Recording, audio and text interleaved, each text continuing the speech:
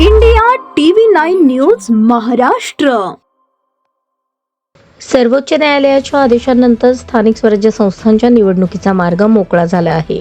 ज्या स्थानिक स्वराज्य संस्था या 50% आरक्षणाच्या मर्यादेत आहेत, त्या जिल्हा परिषद आणि महापालिकेच्या पंचवार्षिक निवडणुकीला ग्रीन सिग्नल मिळाला आहे. त्यामध्ये सोलापूर महानगरपालिकेचा देखील समावेश आहे.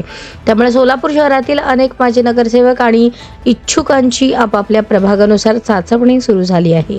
परंतु काही प्रभागात माजी नगरसेवकांची कोलांटी उडी घेत भाजप तसेच अजित पवारांच्या राष्ट्रवादीची वाट धरल्याने इच्छुकांची मात्र गोची होत असल्याचे चित्र दिसून येत आहे. दरम्यान निवडणूक पुढे ढकलली जाईल या आविर्भावात अनेक नेते मंडळी आरामात होते.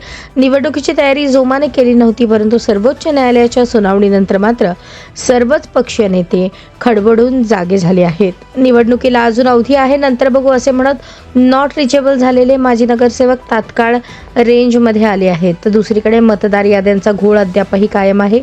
बोगस मतदार टक्केवारी वाढेल या चिंतेत विरोधक असून मतदार यादीतील घोळ दूर करावा, त्यानंतर मतदान घ्यावे असे विरोधकांचे म्हणणे आहे.